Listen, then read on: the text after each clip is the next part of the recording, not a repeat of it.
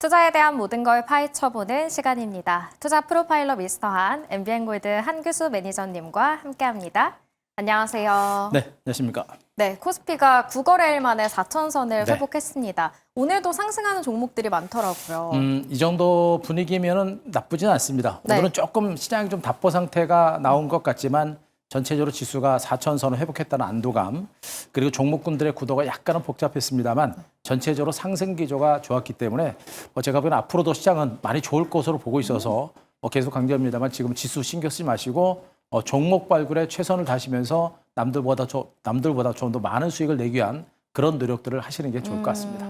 네, 좋습니다. 그렇다면 종목을 잠시 후에 발굴해 보도록 하고요. 일단 전략부터 살펴보시죠. 내일장 단서 통해서 만나봅니다. 산타랠리 계속. 네. 어제는 산타랠리였고 이제 이 기대감을 계속 가지고 가도 된다. 가도 될 것 같아요. 네. 일단 그 분위기는 계속 이어지고 있는 것 같고요.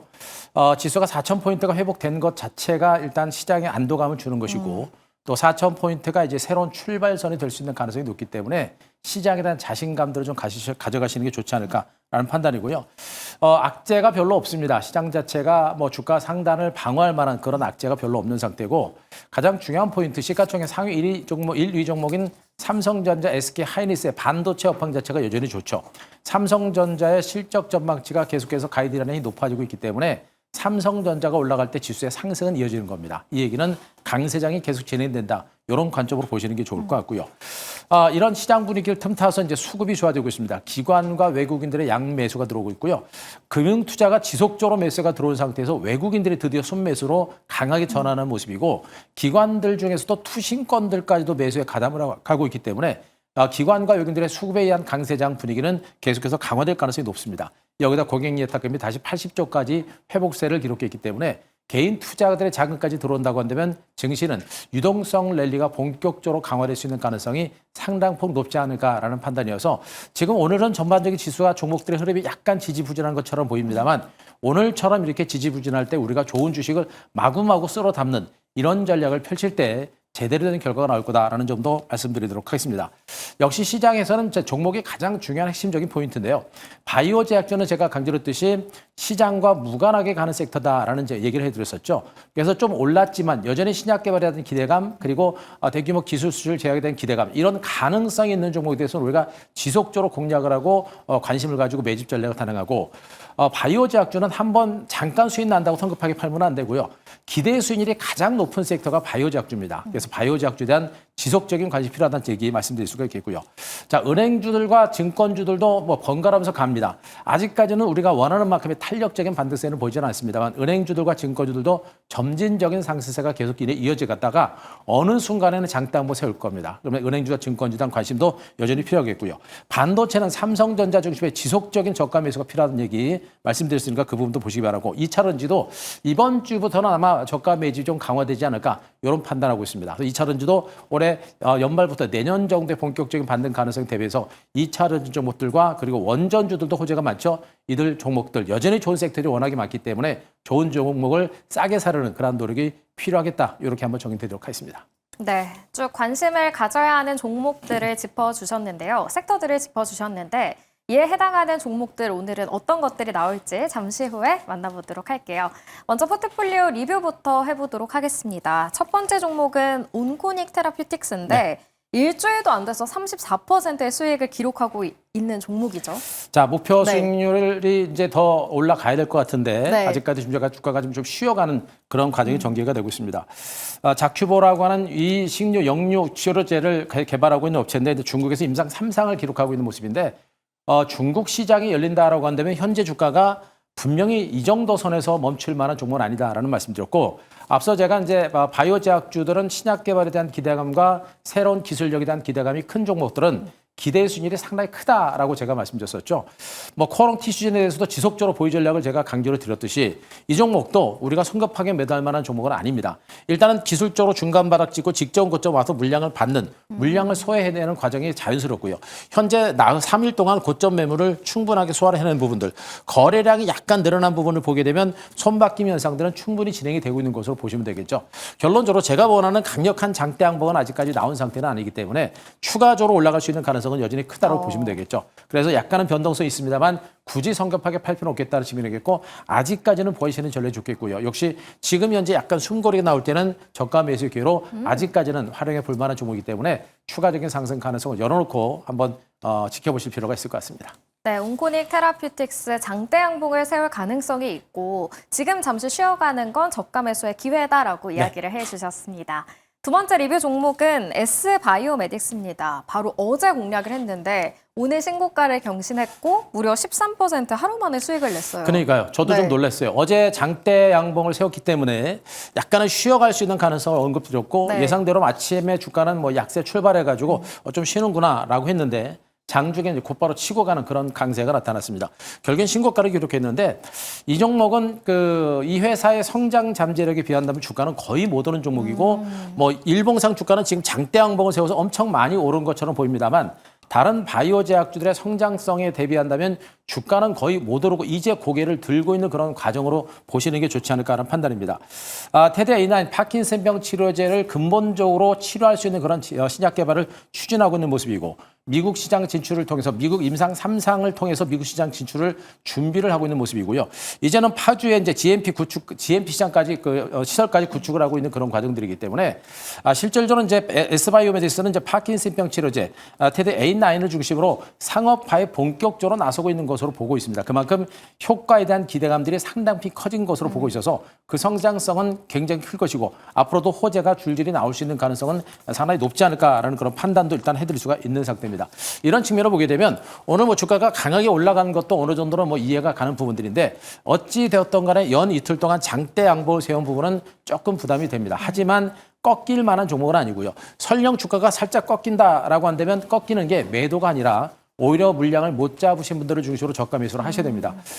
이제 커런티 시즌을 여러분께 얘기를 드리고 나서 상당히 한 달여 기간 동안 진익이다가 올라간 걸 기억하실 겁니다. 그만큼 약간의 시간적인 여유를 가지고 조정이 나올 때마다 우리가 물량을 매집해 들어간다는 그런 과정을 보시기 바라고 들고 가시고 밀릴 때는 신규 매수, 저가 매수 그리고 추가 매수 전략도 필요한 그런 종목으로 보고 있으니까 좀 긴 호흡으로 큰 시세를 한번 보자. 이렇게 한번 정리 드리도록 하겠습니다. 네, S바이오메딕스 여유를 가지고 조금씩 매집해 나가자라는 전략 세워주셨습니다. 그렇다면 내일 시장에서는 어떤 종목을 눈여겨봐야 할지 내일장 공략 종목 첫 번째입니다. 첫 번째 종목은 바로 큐리오시스입니다. 요즘에 좀 상장한 지 얼마 안 된 따끈따끈한 기업들 많이 가지고 그렇습니다. 계시네요. 뭐 일단 지난번에도 한번 소개를 드렸었고 그리고 살짝 눌림이 나왔다가 오늘 이제 다시 한번 반등이 시도가 되는 그런 모습이 전개되고 있는데 뭐 일단 이 종목은 신규 상장된 종목임에도 불구하고 기관하고 외국인들이 양쪽에서 매집이 양호하게 들어옵니다. 그래서 일단 수급적으로 상당히 양호한 종목이다라는 측면이겠고 일단 펀더멘탈적인 측면에서는 뭐 언급드렸듯이 뭐 바이오 시장에 이제 연구 장비라든가 랩 오토메이션을 제품들을 개발을 하고 의료 기기라든가 이런 것들을 개발하고 있는 그런 대표적인 업체입니다. 뭐 서울대 기계공학과 출신의 연구원들이 중심이 돼서 만들었던 그런 회사이기 때문에 그에 따른 기대감도 분명히 있는 그런 섹터다 일단 보셔도 될 것 같고요. 일단 가장 중요한 분이 이제 10년간 랩 오토메이션과 관련된 원천 기술을 집약을 한 바로 이제 큐리오 시스템 플랫폼을 완전히 구축했다는 겁니다. 그만큼 실험실과 관련된 자동화 설비에 관련된 기술력을 또 시스템을 이 회사가 만들어낸 상태고요. 실제로 해외 25개국 이상의 수출을 하고 있는 그런 과정들이기 때문에 이 회사의 실적과 성장세에 대한 기대치는 상당히 커지고 있는 것으로 보시면 될 것 같습니다. 자, 그러면서 이 회사가 이제 대체적으로 앞으로 이제 내년 정도의 흑자 전환을 목표로 하고 있는 그런 상황이다라는 것도 보시면 될 것 같고요. 자, 이 이제 랩 오토메이션 시장 자체가 2032년에 113조까지 시장 규모가 커진다라는 그런 시각들도 굉장히 있기 때문에 앞으로 지속적인 성장 가능성이 높다는 측면이겠고요. 큐리오시스와 이름이 비슷한 기존에 상장된 종목 중에 큐리오 시스템이라고 있죠. 큐리오 바이오시스템이라는 종목이 있습니다. 이 종목이 바로 세포 분석 자동화 시스템을 바탕으로 지금 주가가 연일 신고가를 기록하고 있습니다. 그런 흐름에 본다면 주가가 지금 상대적으로 못 올랐기 때문에 그 흐름에 따라서 주가가 올라갈 수 있는 가능성이 상당히 높은 것으로 보고 있어서 일단 이 종목 중장기적으로 너무 크게 볼 건 아닙니다만 어느 정도의 주가 상승 여력은 있기 때문에 다시 한번 볼 필요가 있지 않을까 이렇게 한번 분석드리도록 하겠습니다. 네, 큐리오시스 다시 한번 공략을 해보는 종목입니다. 그렇다면 가격 전략 어떻게 가져가 볼까요? 네, 자 상장되고 나서 한 차례 올랐다가 지금 눌림이 자고 있는 그런 모습이겠죠. 아마 제가 이 정도 선에서 말씀드렸던 종목인 것 같은데 결국엔 다시 밀렸고요. 물리고 나서 다시 한번 반등을 시작하는 모습인데 거래량이 늘어나면서 양봉이 크게 올라갔고 재반이평선까지 정확하게 올라가는 형태입니다. 전형적인 상승의 흐름이다라고 보시면 되겠고 기관과 외국인들의 수급이 살아 움직이는 그런 모습이기 때문에 점진적인 반등에 대한 기대감들은 충분히 있을 것으로 일단은 판단이 되고 있습니다. 따라서 이 종목 현 구간 내일 시초가에서 조금 밀릴 때를 위한 저가 매수 전략을 단행하셔도 무리 없지 않을까라는 판단이고요. 자 목표가를 일단 85,000원 잡아드리고 손절가 6만 원 제시드리도록 하겠습니다. 네, 큐리오시스 오늘 외국인과 기관의 동반 매수가 들어왔습니다. 목표가와 손절가까지 구체적으로 설정을 해봤습니다.